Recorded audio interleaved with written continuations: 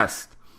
Very interesting gentleman. I actually had the opportunity to connect with him through social media. He's running as an independent in Virginia for Congress. I think the down ticket is very important this year, especially as we're transitioning from an 8-year term for the horror show known as Barack Hussein Obama. Right now the Republicans do have control of the House. They actually have control of the Senate, although a lot of people consider that to be in jeopardy. But my guest right now, and good evening to you, Mr. Major Michael Webb. How are you today? Fantastic. It's great to have you on the show. You sent me some interesting information. I'm a conservative, a constitutional conservative. I read up on you, and you are as well. And, now with what we're going through, as far as the nation kind of being under attack, I mean, whether the media wants to portray it that way or not, we are under attack. It's happening little by little. We saw it in San Bernardino recently. We saw it last weekend, and it was horrific. But there's actually an initiative, a piece of legislation that you're trying to get passed if you win your congressional seat, and that's known as the Sentinel program. Why don't you tell us a little bit of that to start off?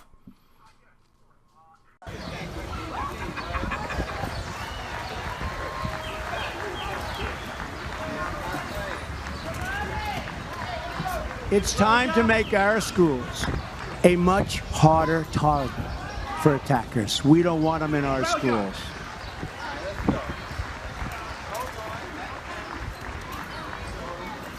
We don't want them.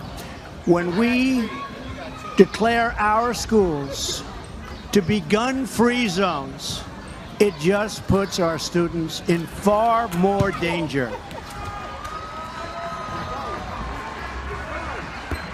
Far more danger. Thank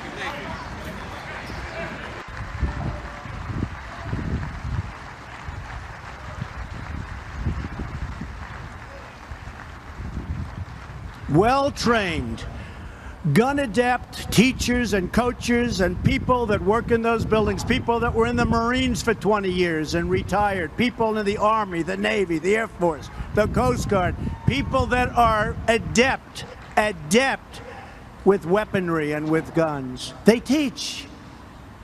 I mean, I don't want to have 100 guards standing with rifles all over the school. You do a concealed carry permit.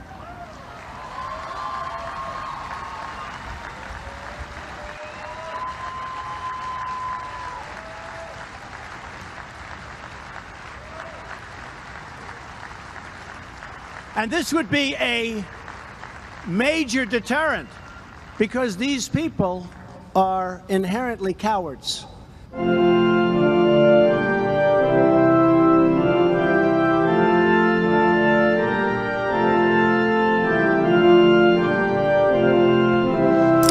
In September 2015, Dr. Sebastian Gorka informed an audience at the Heritage Foundation, gathering to observe the tragedy of the terrorist attacks on September 11, 2001, that he was advising 18th Airborne Corps soldiers at Fort Bragg that ISIS was the most clear and imminent danger to the United States because they had, 1, been the only jihad terror group to establish a caliphate, 2, their rising recruitment, and 3, the fact that they were the most prevalent group in recent arrests in the United States. However, shortly thereafter, former Deputy CIA Director Mike Morrell was promoting a new book at the Army and Navy Club in D.C., claiming that Al-Qaeda was the greatest threat. Concerned about the divergences in guidance between warfighters and strategic leaders, Major Mike Webb asked Morrell directly to justify his threat analysis. And the former Deputy CIA Director for Barack Obama answered. Because they cannot coordinate attacks, specifically to take down a plane. And just weeks later, ISIS did indeed coordinate attacks all over Paris and downed a plane in Egypt. Not long afterwards, ISIS jihad terror came home to the United States in San Bernardino, and Major Mike Webb began developing a counter-terror program to provide a credible deterrent and featured it on his newly created congressional campaign website. After being defeated by a landslide in the Republican nomination convention, Major Mike Webb decided to remain in the race to offer Northern Virginia voters a conservative alternative. And in May 2016, during Law Enforcement Week, Major Mike Webb named his counter-terror initiative the Sentinel program, suspending his campaign for a week to lobby Congress directly, door to door. That very day, perhaps by mere coincidence, the White House went into lockdown after an intrusion by a drone. And shortly later, the Orlando Sentinel was among the first news agencies to report a nightclub tragedy that claimed the lives of 49 young adults. Another coincidence, perhaps, but what explains the drop in audio on a podcast upon which Major Mike Webb was discussing the details of his unique solution to mass gun violence and terror at that same time. And at CPAC 2018, President Donald Trump revealed an outline of his proposal to counter gun violence after the tragedy of a shooting at a Florida school, leaving 17 young people dead. The plan in its details sounds very similar to the Sentinel program that Major Mike Webb developed 2 years ago, permitting not just teachers, but former military and law enforcement to be recruited as teachers and staff and be permitted to carry their concealed handguns to school to respond to the crisis in progress. Mass gun violence has even come recently to our nation's capital. Last summer, when Republican congressmen, including Majority Whip Steve Scalise, were wounded after an elderly man carrying an 8-pound, 40-inch assault rifle strolled casually into an Alexandria park, and onlookers neither did nor said anything. This is a town where individuals exercising their open carry rights are ridiculed, and which supports an assault rifle ban.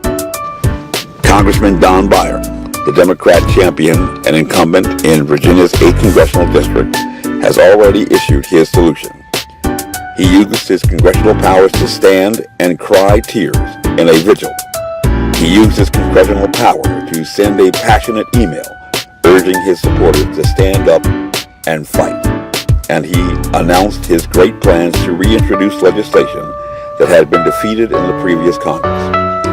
The same ineffectual but super promises to reliable liberal voters in Virginia who supported his joining Congressman John Lewis for No Bill, No Break. But break came, and after drama on television, they all went home for break.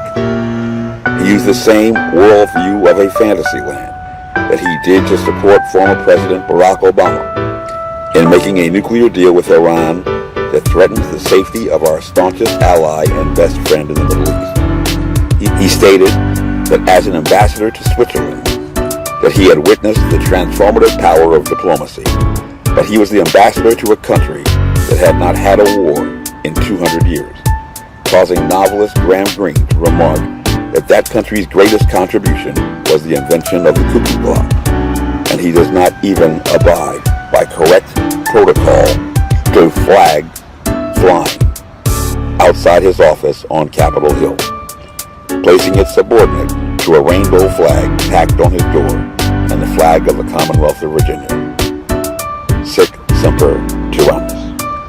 Yet when he stood hand in hand with Congressman Eleanor Holmes Norton in the Falls Church Mosque that is most directly connected to the planning of the 9/11 terror attacks to call for solidarity at the beginning of the Advent season in 2015, and criticizing every other of the 532 members of Congress who refused to join him, the former ambassador who flies the Swiss flag outside his congressional office door in a posture for declaration of war, said pompously that world wars were caused by misguided words. There is no rhyme nor reason that reconciles his actions with a logical or intelligent mind, but misinformed or complicit voters in the most educated and liberal district in the South returned him to his office for a second term, unaware of the danger his attempts at leadership present. But with Major Mike Webb's Sentinel program, we can make America safe again. Veterans who are military officers who have separated from active duty and served in combat service will be granted a concealed carry permit with federal law enforcement privileges. Unlike arming teachers or even former law enforcement officers, these Sentinels will possess a uniform and reliable experience and level of training to engage a suspect in a real-world mass violence scenario. Unlike armed guards or mobilized National Guardsmen, they will not be an open and notorious deterrent a terrorist can easily plan around. And unlike other options, these American heroes will not receive any compensation beyond the issue of a 9mm Beretta upon separation from active duty, and a choice to use it if one day they are called upon for a service again. But should a Sentinel be injured or sacrifice his or her sacred life, they will be accorded the highest military honors with priority for interment at Arlington National Cemetery, nor will a grateful nation neglect the grieving families they leave behind. It is a Sentinel safety program with a built-in alarm.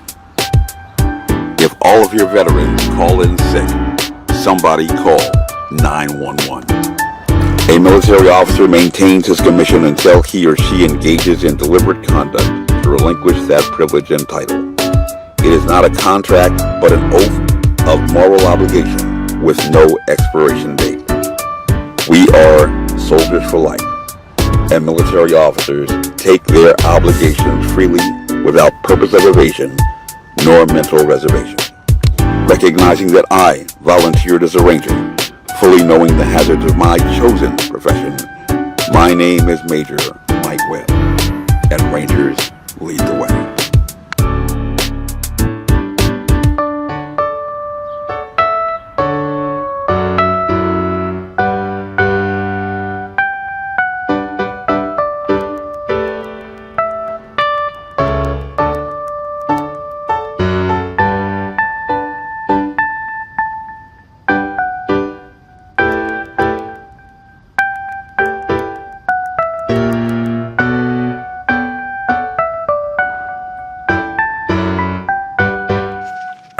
Happy New Year, and next year in Jerusalem.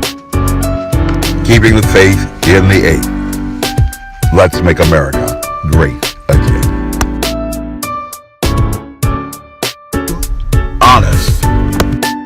This advertisement was authorized by Mike Webb.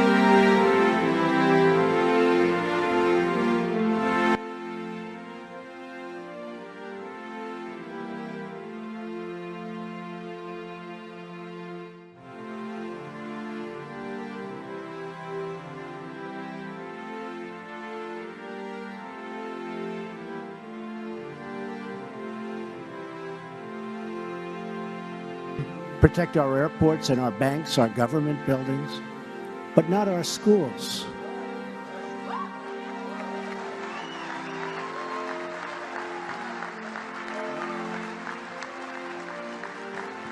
It's time to make our schools a much harder target for attackers. We don't want them in our schools.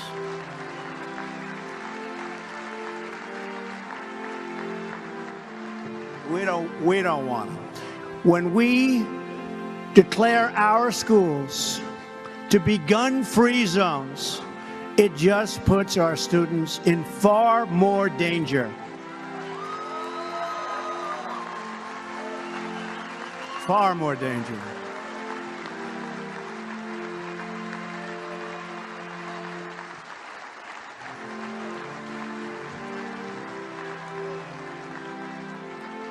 well-trained, gun-adept teachers and coaches and people that work in those buildings, people that were in the Marines for 20 years and retired, people in the Army, the Navy, the Air Force, the Coast Guard, people that are adept with weaponry and with guns. They teach.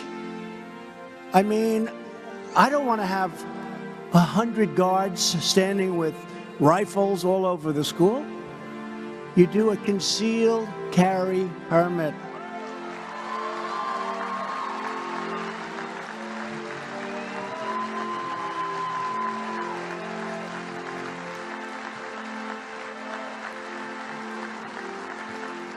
And this would be a major deterrent, because these people are inherently cowards.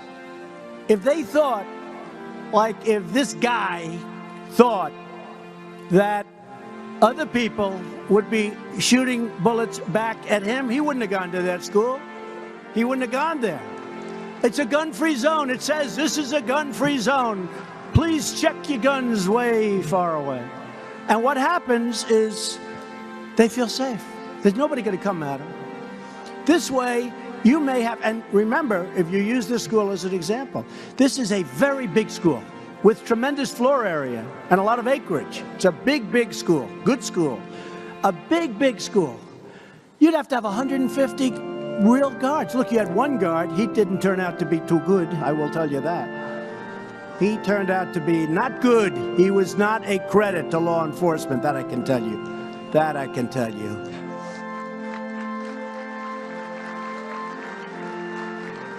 But as I've been talking about this idea, and I feel it's a great idea, but some people that are good people are opposed to it. They don't like the idea of teachers doing that. But I'm not talking about teachers. You know, CNN went on, they said, Donald Trump wants all teachers. Okay? Fake news, folks, fake news. Fake news. I don't want a person that's never handled a gun, that wouldn't know what a gun looks like, to be armed. But out of your teaching population, you have 10%, 20% of very gun-adept people. Military people, law enforcement people, they teach. They teach. And something I thought of this morning, you know what else? And I thought of it since I found and watched Peterson, the deputy who didn't go into the school because he didn't want to go into the school, okay? He was tested under fire, and that wasn't a good result. But you know what I thought of as soon as I saw that? These teachers, and I've seen them at a lot of schools where they had problems, these teachers love their students, and the students love their teachers in many cases. These teachers love their students, and these teachers are talented with weaponry and with guns. And they feel safe. And I'd rather have somebody that loves their students and wants to protect their students than somebody standing outside that doesn't know anybody and doesn't know the students, and frankly, for whatever reason, decided not to go in, even though he heard lots of shots being fired inside. The teachers and the coaches and other people in the building, the dean, the assistant dean, the principal, they love their people. They want to protect these kids. And I think we're better with that. And this may be 10% or 20% of the population of teachers, etc. It's not all of them. But you would have a lot, and you would tell people that they're inside. And the beauty is it's concealed. Nobody would ever see it unless they needed it. It's concealed. So this crazy man who walked in wouldn't even know who it is that has it. That's good. It's not bad, that's good. And a teacher would have shot the hell out of him before.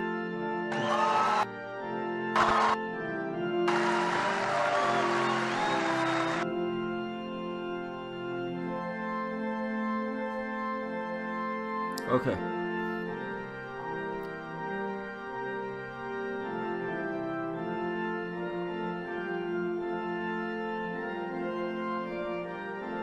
Okay, that sounds fantastic. I actually was just made aware that we're having technical difficulties. We're having a problem actually hearing you.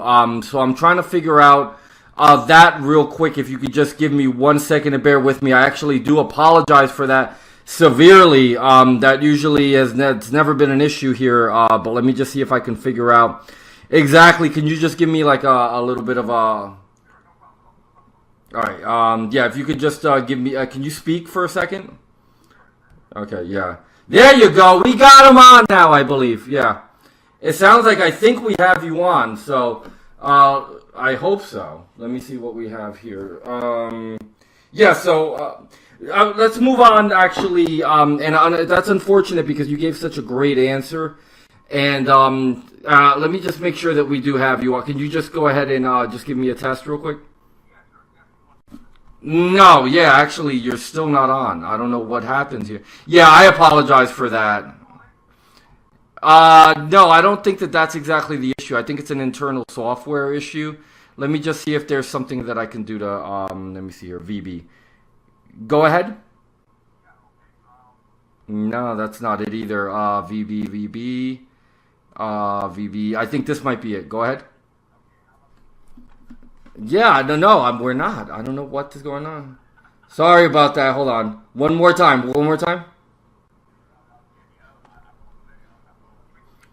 Twinkle, twinkle, little star.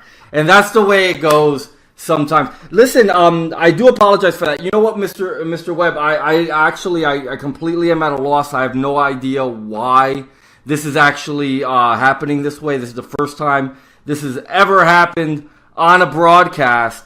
So I gotta actually, what I'm gonna do is I'm gonna try to call you back and see if I can get this clean. And in the interim, I'm just gonna go ahead and play the Andrew Marr interview out of sequence until I can figure out what's going on. Thank you so much, though. I'll be back with you. Thank you.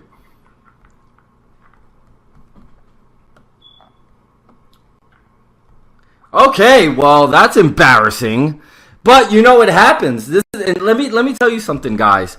If you've ever tried to simultaneously produce, write a book, and perform a show, unfortunately, sometimes balls get dropped. And I don't know exactly what happened. I did not change any of my settings, so I can't actually answer to what occurred here. But for some reason, we are having a technical issue right now, unfortunately.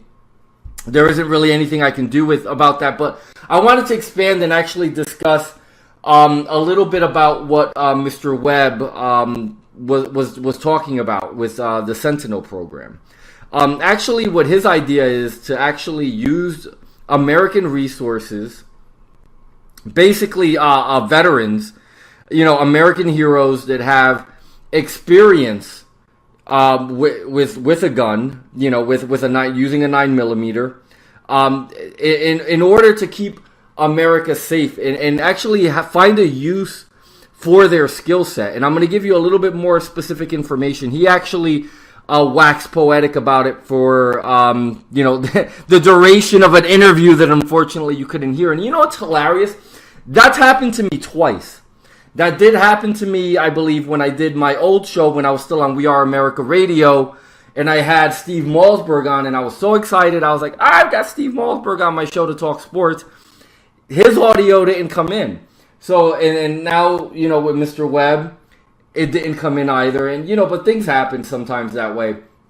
But just, I'm going to give you the information that I have here regarding, and it's Mike Webb for Congress. And I, again, sincerely apologize, Mike, if you're listening. I'm sorry. I don't know how we're going to handle Ted Harvey because I can't seem to figure out exactly what the issue is. We may have to push that one along, actually, maybe to next week, unfortunately. I'm kind of in a weird position here. I'm just sitting here kind of rambling on, looking for something through my phone here so I can give you some more information. And here it is, the Sentinel program. Mike Webb, if he is elected in Virginia as a congressman, is pushing for the Sentinel program. And this is the information on the Sentinel program. And I'm going to give it to you right as it's written. The objective of the Sentinel program is to create a program that will enhance our national security posture via, right now we're dealing with gun violence attacks. We're going to deal with it utilizing veteran military officers commissioned and warrant as volunteers, deputized Sentinels. Since 1990, the American military experienced its greatest increase in operations tempo in history, mobilizing and deploying soldiers and sailors and reserve component forces to meet the many obligations around the world. Today, there's over 150,000 troops deployed to over 120 locations in response to contingencies and current threats.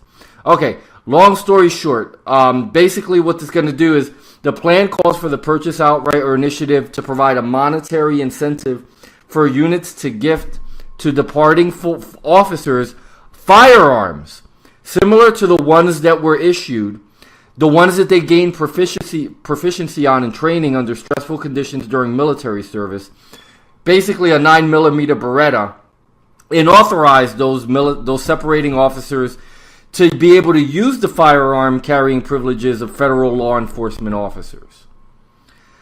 So basically, God forbid, if somebody encounters a situation where you have a mad gunman, what you can do is if one of these Sentinels are in place or if they're mobilized locally, they can come in and try to regulate the situation. Unfortunately, the climate right now is that you don't have people carrying. Concealed carry is not allowed in a lot of places, or they make it next to impossible to even be able to obtain a firearm. That's the reason why Americans are basically at this point victimized. If we're gonna have foster a climate where we're allowing refugees to come over, unvettable refugees, to come over in mass, in droves. We saw the damage that 1, 2, 3 terrorists, 4 maybe, whatever, in Paris. There weren't that many of them. They sure as hell did a lot of damage in Brussels. All it takes is one person with a bomb-making recipe. And it's not the bomb, it's not the, it's not the pressure cooker, it's not the gun, it's not the knife. For God's sakes, anything can be a murder weapon. You get a butter knife at a restaurant. So it doesn't really matter what you do, because at the end of the day, anybody can kill you with anything. So banning guns, the only thing you're doing is taking the ability for people to defend themselves away from them. And actually, I believe it was the Arizona or somebody, the LGBT community, I believe it was in Phoenix or in Arizona, endorsed Donald Trump. Because they realize the Democrats, and listen, this isn't about a candidate, this isn't about Donald Trump, this isn't about anything like that, because everybody knows I was a Cruz supporter. I still support Cruz. I'd still like to see, at the convention, the delegates be able to vote their conscience. And if Donald Trump doesn't have 1237, then go to a second, third, fourth ballot until the Republicans pick their best candidate. But forget about all that for a minute. The fact that the gay community or a prominent, group of LGBT citizens understand that their Second Amendment right and the Bill of Rights in general is under attack. For them to have the ability to be able to defend themselves is a priority to them, because they're going to be constantly under attack. Listen, one of the more prominent hate crimes that goes on in this country is when gays, transgenders are targeted. And we have Ted Harvey. Let's see if he comes in. Mr. Harvey, how are you this evening? I am wonderful. How are you? I have bad news for you, sir. The show is on, and the show is on live, but we have a technical issue, and I cannot bring you in, unfortunately, into the broadcast. So I did actually preface the fact that we were probably going to have... Oh, yeah, this is my microphone doubled. Yeah, there isn't anything that I can do with it right now. This is going to be something that I'm going to have to fix later. But I would love to reschedule you, because I had great questions regarding your position as the chairman of Stop Hillary PAC, because there isn't anything more